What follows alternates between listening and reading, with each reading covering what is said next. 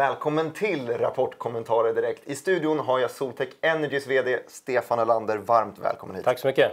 Ni stängde Q3 och rörelseintäkterna de landade på 87,3 miljoner. Om man tar den siffran och jämför med för ett år sedan så var det 18,2 miljoner kronor. Vad är dina spontana tankar om de här siffrorna? Ja, det är en härlig rapport att få leverera till aktiemarknaden såklart. Och en stor del beror på de 3 förvärv vi har gjort i år och även då på Kina-verksamheten som tuffar på bra. Och om du skulle lyfta något speciellt, några viktiga händelser från just det tredje kvartalet, vad vill du lyfta då?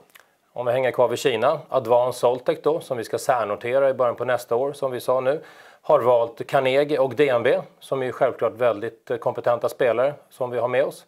En annan sak är att vi köpte upp resten av Nydal Solenergi. 2 stora saker. Det vill jag tänker jag skulle pausa det där för Nydal Solenergi. Det var en spännande punkt i rapporten att ni riktar om det och gör det till ett säljbolag. Ja. Soltech Sales and Support ska det heta. När kommer det här upp i fart? Jag gissar att det tar lite tid att strukturera om. När kan man vänta sig att de här ger effekt på siffrorna? Det är bra fart där redan, men självklart så ger vi dem kvartal 4 att göra om. De heter redan Soltech Sales and Support. Och det är inte bara sälj, utan de tar även över då support för våra produkter och ägandeskapen för Soltech Shingle, Roof och Fasad.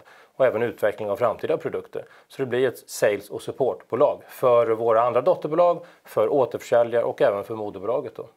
Och du nämnde att det här var rörelseintäkterna, de drevs mycket av att ni har förvärvat mycket under året. Jag tycker att det har varit ett otroligt förvärvsintensivt år. Kommer ni kunna fortsätta i samma takt? Jag håller absolut inte med om det, Martin. Jag tycker att vi skulle kunna ha förvärvat betydligt mer faktiskt. Men det är en lång process. Vi lämnar bordet vid ett antal tillfällen. Det är inte alla bolag som är det de utsäger sig för att vara. Men det är väl det jag jobbar nästan mest med faktiskt. Så att jag hoppas jag kan leverera 1 eller 2 förvärv till i år. Och nästa år kommer vi snarare gasa. Och apropå att gasa, ni har ett mål som ni har pratat om en lång tid. 300 miljoner kronor rörelseintäkter till 2019.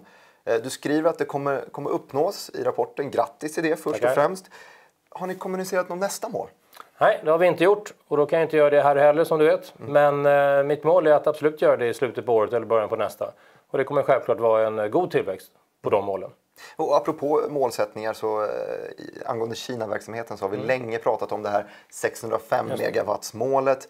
Där har ni däremot kommunicerat ny tillväxtstrategi, nya mål. 1000 megawatt ska uppnås. Berätta lite mer om det där. Ja, det var faktiskt 2,5 år sedan ungefär som vi satte 605 till sålt då till 2021 och fullt inkopplat 22. Nu tyckte vi att det var moget inför noteringen också att höja målet. Vi ser att det finns tillräckligt med affärsmöjligheter i Kina. Så att då sa vi att till 2023 fullt inkopplat 24 så går vi mot 1 gigawatt, alltså 1000 megawatt. Det känns som ett rimligt mål att ha i åtanke är att Sverige hade per nyår 411 megawatt uppsatt. Hela Sverige. Och vi som bolag ska ha 1000 då om några år. Självklart kommer Sverige ha mycket mer vid det här nyårsskiftet och så vidare. Men vi tävlar lite mot Sverige där. Ja, men det låter härligt och jag hoppas att det går bra för både Sverige och för er. Solenergi, någonting som hela världen behöver ha mer av tycker jag. Ni valde däremot att senarelägga den här noteringen. Jag måste fråga varför? Ja, vi började komma så pass nära nyår och jul och så vidare så att vi kände att är det inte bättre att ha ett helt verksamhetsår, hela 2019 i böckerna också, när vi tar det här till marknaden. Så vi bedömde att det var en bättre marknadsförutsättningar helt enkelt att göra det nästa år. Så det är därför. Jag avslutar Stefan med samma fråga jag alltid ställer. Vad ska vi hålla utkik efter nu fram till nästa gång vi ses? Ja, hela solenergimarknaden exploderar. Det finns ju mängder av kompetenta konkurrenter runt om i hela världen. Så att det är en otroligt spännande marknad att vara på. Och väldigt många människor söker sig till oss nu. Inte minst på CFO-tjänsten som jag har ute nu. Det bara rasar in fantastiska människor. Så att många vill jobba i en bransch som också gör nytta. Doing great by doing good som vår kinesiska partner brukar säga. Så att det förhoppningsvis förvärv och helt enkelt en lyckad, vi hinner nog ses innan dess, men en lyckad introduktion av ASAB.